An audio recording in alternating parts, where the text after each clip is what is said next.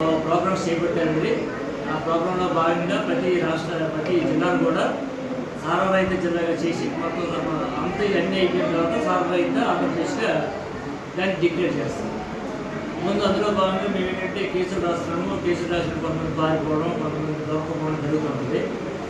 ఇవాళ ఇందులో భాగంగా మేము ఇలాగ పారిపోయి దొరకకుండా అయిపోయిన తెల్లారిగా ఎర్లీ మార్నింగ్ బయలుదేరి వెళ్ళి అన్ని టీంలు వెళ్ళి ఒక 8 మంది ముద్దాయిని అరెస్ట్ చేసి గ్రామంలో ఇప్పుడు రిమాండ్ పంపిస్తున్నాను. అదేవిధంగా ఈ సారా చాలా వరకు 90% పైన 99% సారా కంట్రోల్కి వచ్చేసిందండి అన్ని గ్రామాల్లో. ఇందులో మనం ఏంటంటే విలేజ్ని ఏబీసీ కేటగిరీ కింద విభజిస్తాము. ఏ కేటగిరీ అంటే మ్యానుఫ్యాక్చరింగ్ ఉంటుంది, ట్రాన్స్పోర్టేషన్ ఉంటుంది, అలాగే అమ్మకాలు ఉంటాయి, అన్నీ ఉంటాయి అన్నమాట. బి కేటగిరీ అంటే ట్రాన్స్పోర్టేషన్ ఒకటే ఉంటుంది. సి కేటగిరీ అంటే అమ్మడం ఒకటే ఉంటుంది.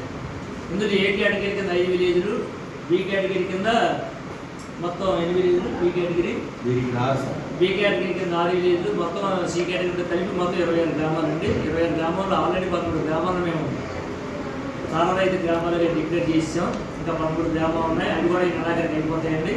దీంతో మా ఎన్టీఆర్ జిల్లా సారరహిత రాష్ట్రంగా నిరూపించాలని చెప్పి మేము సాయశక్తితో కృషి చేస్తున్నాం.